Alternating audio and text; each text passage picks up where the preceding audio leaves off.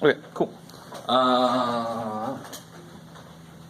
So that problem gives you some stuff. Let me see. 50, which one again? 51.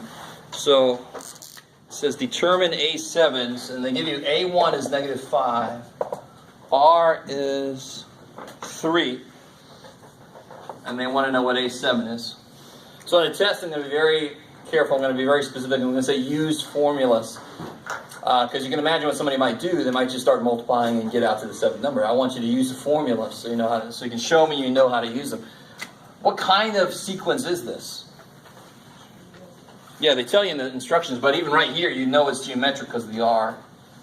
Right? So what's the formula for AN for a geometric sequence? Now what's this based on? Geometric is based on what operation? Division. And because you have divide to see what this number is, and then you multiply to get the next sequence term, right? Okay, cool. So what's the formula for that? You're just going to shout out random planets during the whole lecture? Venus! What was the Earth? All right. So what is the formula for AN?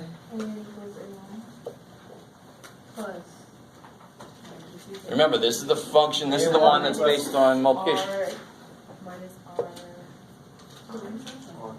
A1 plus n minus 1 times b. Is that it? All right, so let me make sure if this makes sense. Everybody agree with me that this is the sequence that deals with multiplication, right? Geometric. Deals with multiplication. Are you guys not agreeing with me? Because what's the one that deals with addition? That's nice. It starts with an A. That's the arithmetic. It deals with addition. Too bad they couldn't come up with a word that started with M for the multiplication, but oh well. They did the A arithmetic thing. That's nice. So this is based on multiplication. So my formula can't be one that's got plus in it. That must be the arithmetic, the one that's based on addition. Is A1 times R to the n power minus 1. Yeah, okay, cool. So I got to start at A1, I got to multiply this many of these. I like it. And again, this is a formula you could just have sitting down in your formula sheet for the test. We're going to make a formula sheet for this next test. So you don't have to remember the formula, but you have to be able to identify it. Right? This one's really nice because they tell you R. I'm not going to tell you that because then you can just find a formula that's got an R in it and use it. No, it's not. That's too. No, I'm not going to give you that. But here they do. So what's A7? What do you plug in here for A1? -5?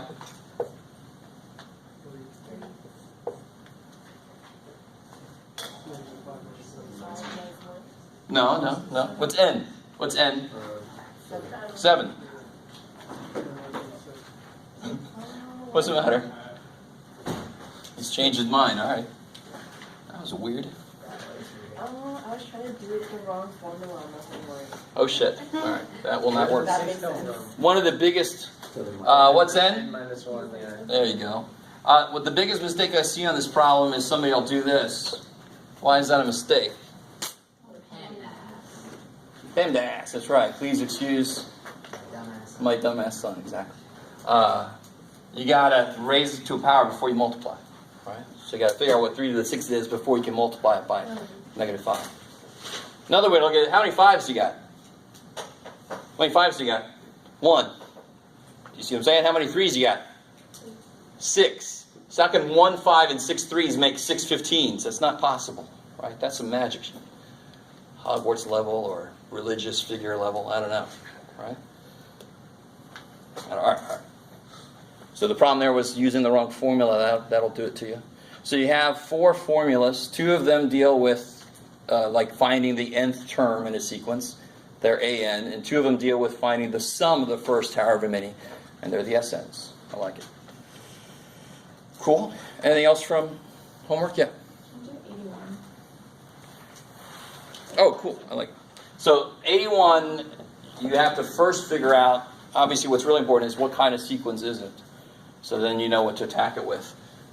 81 is a situation if your salary were to increase at a rate of 6% per year.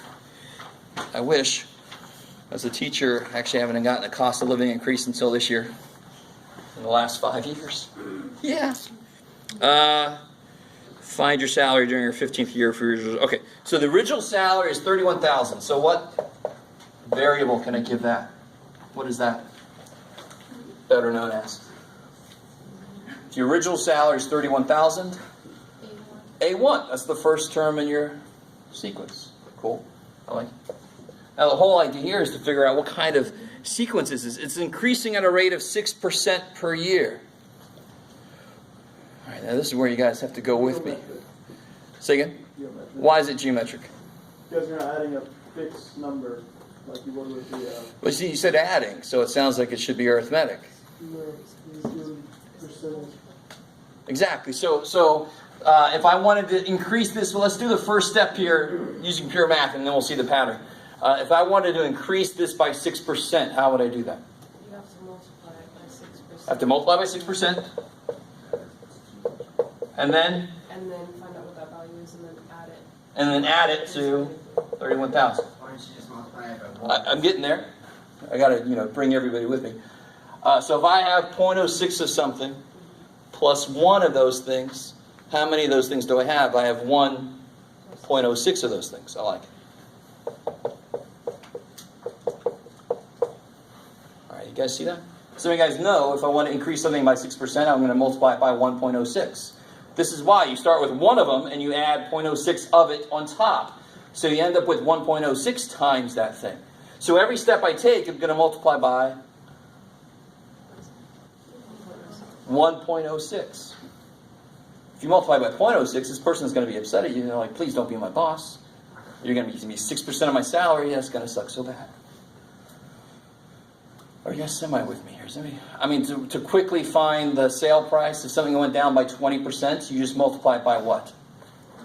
0.8. Because it is 100% of itself. If you decrease it by 20%, it's going to be 80% of it left. So this is using the same idea. If I want to increase something by 6%, I multiply it by 1.06. So what is this in terms of my math? R. Good. It's my common multiple. It's a common ratio. I'm multiplying by 1.06. It's R. D would be if I was adding it. I like it. All right. So is that cool? Is that enough to get started? Normally people, and if once you get here, you should be able to piece it together from there. Because now they want you for the 15th year or something like that. Yeah. We only got a brush on this though last time, right? We didn't technically go over this. Yeah, we do. Oh yeah, we haven't finished the sum yet. But we did do this guy. Didn't we? Yeah, today we got to talk about, we didn't do that yet? Oh, okay. But still. All right, let's start there. It's just a formula to plug into, but let's figure out where the hell it comes from. It's probably good to figure out where it comes from. All right. So last time we get this far, we figured out this guy here.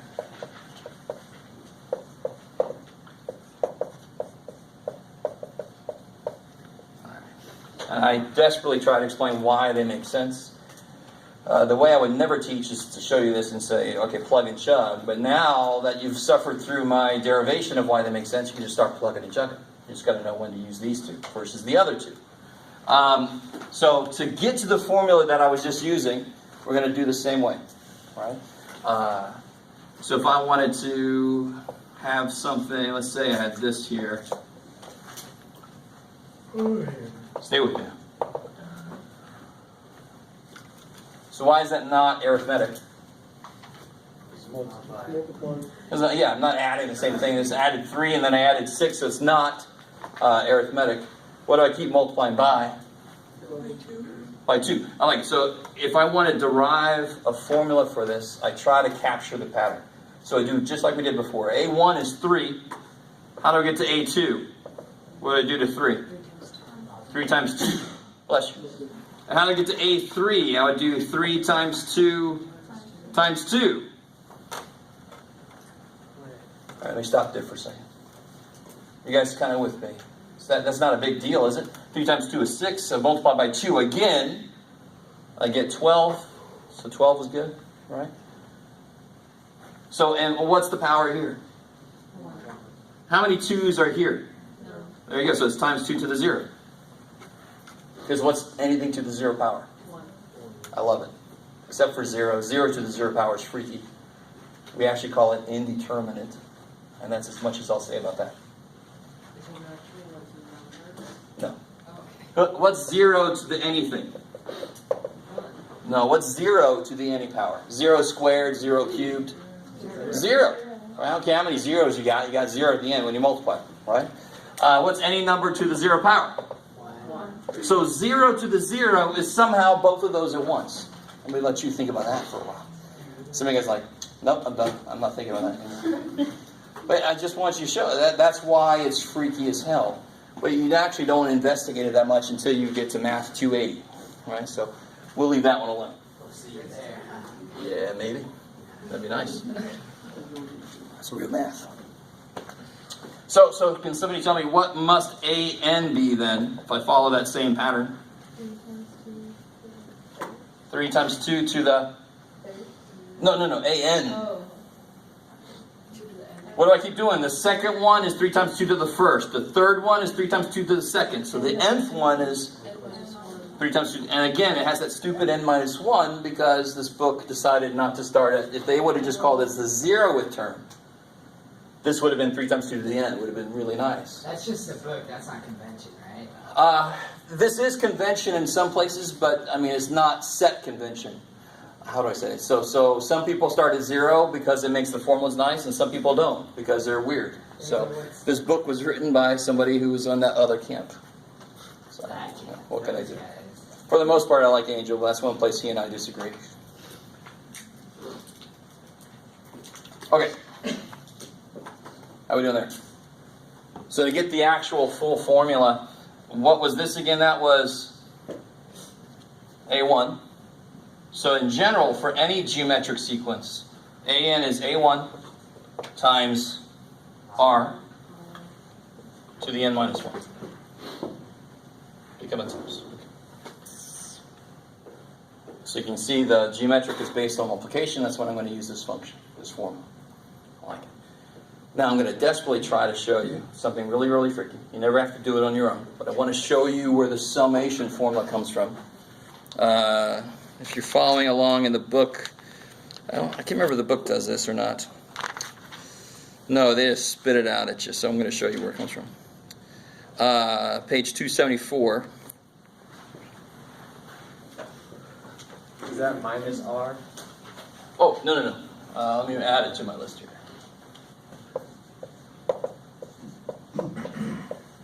My times just got kind of smooshed out. So this is kind of... R would have been 2 in the last example? Yeah, exactly. So it was 3 times 2 to the whatever power. I like it.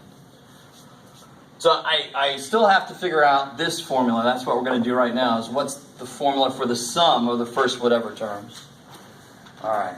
Now, you don't have to write this down. I'm going to show you the derivation. I don't want to hear anything, because I'm not going to make you do it. Just watch. It's kind of cool.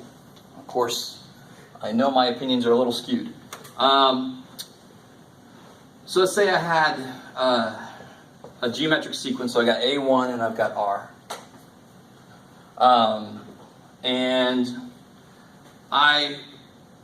So let's write out the first n terms, sort of here. I would have A1. What would the next term be? How do you get to the next term? So how do you get to the next? Here's my formula. We can do this. So if I have A1, if I want to get to A2, what would that be? What would A2 be? What's n now for A2? N is what? N is it too easy? I don't know why you guys aren't saying anything.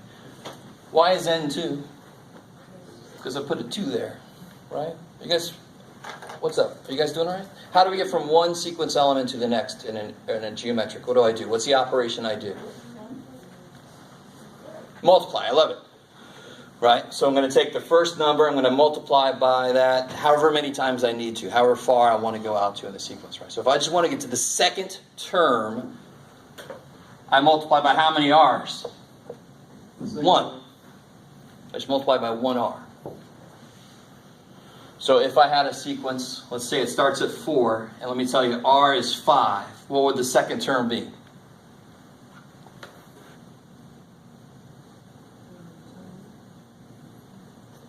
All right, so if I have r is 5, r is the number that I keep doing what with? What is it based on? Multiplying, that's all. So if the first number is 4, the next number is 20. 4 times 5.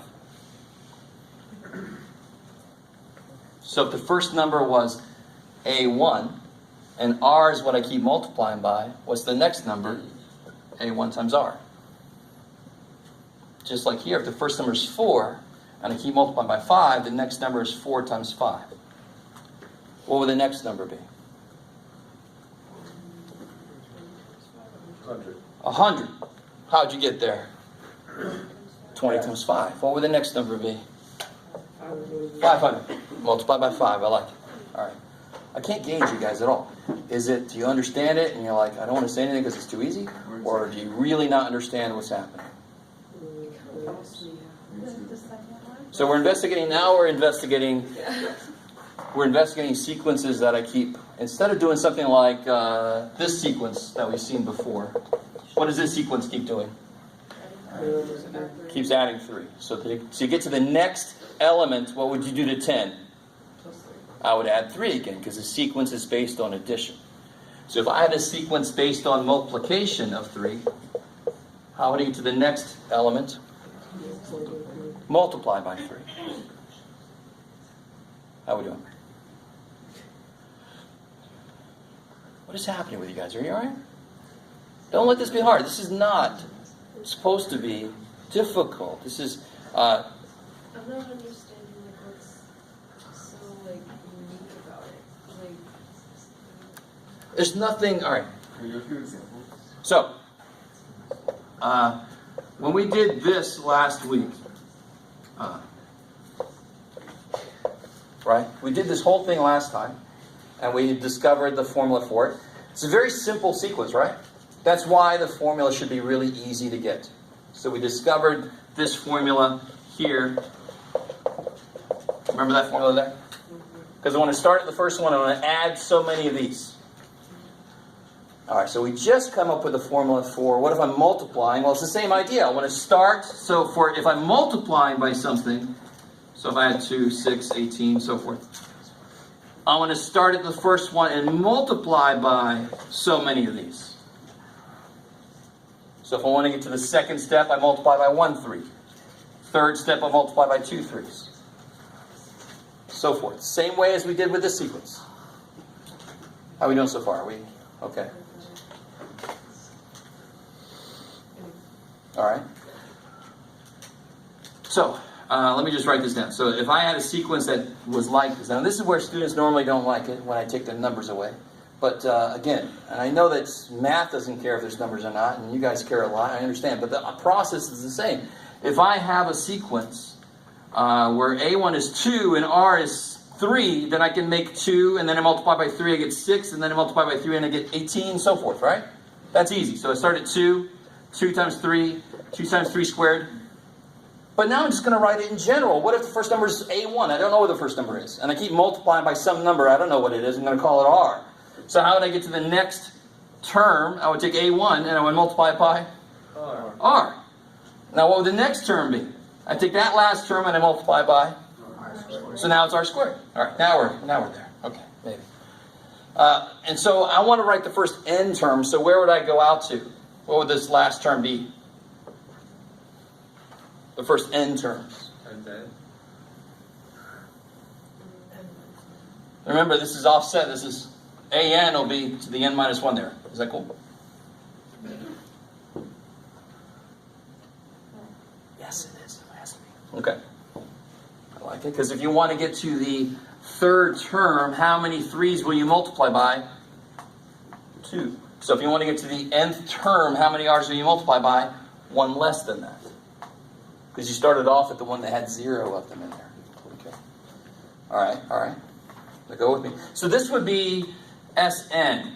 That's what Sn means. Sn means the sum of the first n terms. So for this sequence here, what would S3 be? You can do, what does that mean? The sum of the first 3 terms. And what would that be?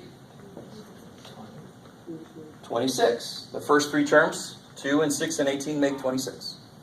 So that's what S3 is. There's a concrete example of what we're doing. Here, I don't know what the hell these things are. Shit. But if I want to get Sn, I just add up the first n of them there. Okay, all right. Forging line. So should we be adding? Is there a quicker way to do that? Or do we have so to- what am I doing right now? I try to make sure you understand what I was doing right now. In fact, I said don't even write this down if you don't want to. I'm deriving where this comes from. We're not to the equation yet. I'm trying to create the equation. The equation will be really nice. You can just plug stuff in and you're done. Derivation is not easy. Actually coming up with an equation out of nothing, that of course is not easy. You know that all too well. That's why word problems suck so bad. Right? Or that's the general perception, is because you actually have to create your own function, your own equations out of it. Alright, so that's why this is kind of gross. This is not something you're going to have to do in your own homework. You're just going to use the formula that we end up with. Yeah. For Sn, like the sum of the first n term. Yes. How do we know when to? Because you have a1, a times r, a times r to the second, and then dot dot dot. Do we have to? When do we? Watch. If you go out to the nth term, isn't this all right? When is the? Pretend like that's not there. Watch. That's there, right? But let's say this is 1, this is 2. If you went out to here, wouldn't this be n plus 1? Shit, that's too many. I just want n of them. So I have to stop at n minus 1. I just want the first n of them. So I have to stop here. In fact, what is this equal to? an. That's the nth term. That's an. That is the nth term. That's how I know how to stop. Now again, what I'm doing right now is a little beyond what you have to do for homework. I'm showing you where an equation comes from. But that's a good question. How do I know to stop here? Because I want to get Sn, I got to stop at the nth term. And what is the nth term? This is the nth term. What's this mean? This means the nth term. So the nth term is this. So I stop when I see that. Okay, cool. All right. And what's the term before that? Let me see. It's going to become important. Let me give a little room here. So here's my a1 times r to the n minus 1. What's the term before that? a1 times r to the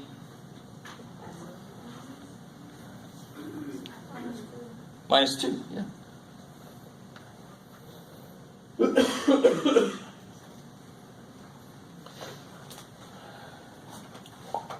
All right. So now this is kind of cool. This is kind of cool. This so desperately sucks. I don't want this to be the formula because this means that I'd have to calculate each one of these. And what if n is 700? The whole point of this whole thing is to find a nice, concise function that I don't have to go that far out to the series. It sucks.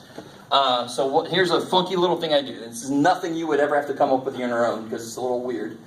What do I get if I multiply both sides by r? What do I get? Right. R times Sn. What's a1 times r? So is that cool? I'm going to multiply both sides by r. You don't have to know why right now. And again, I just told you it was really weird, but it happens a lot in math when you're trying to derive things. This kind of thing happens a lot. In fact, I'm going to show you a nice concrete example of what I'm doing in a minute. All right? Just came to mind. What is a? So I'm going to multiply this side by r. I did. I got to multiply that side by r. What's a1 times r? a1r. So that goes there. I'm going to move it over. Some of you guys might see where I'm about to go. What's a1r times another r? So multiply both sides by r, right? There's r. There's that. What's r times this? a1r squared. What's r times this? a1r cubed. And what do you keep doing? When you multiply by r, you just add 1 to the exponent, of course, right? So don't make this one freaky. What is r times this?